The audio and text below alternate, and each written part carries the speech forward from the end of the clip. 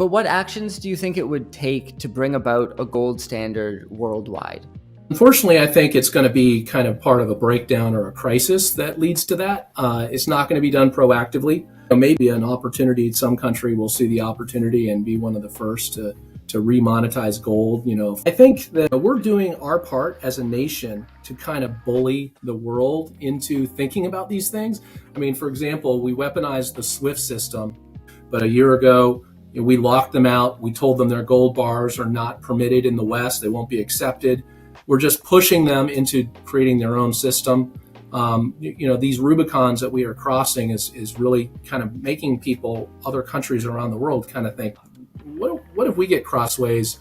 We need to think about how we get out of this system. And so I think we're doing our part to kind of encourage the world to go in that direction.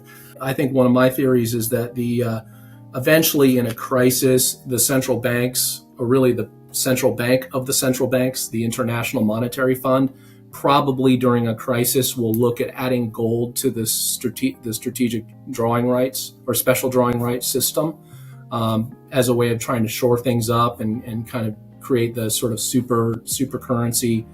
I think that's the kind of thing we're going to see kind of at the formal level internationally. But I think it's important to think, people, they don't have to have despair about the situation. Any one person can go on their own gold standard. We don't need the government to do it. We can do it privately. We can make our own arrangements privately. Obviously, for the whole system, we've got a problem, but that doesn't mean that we can't protect ourselves.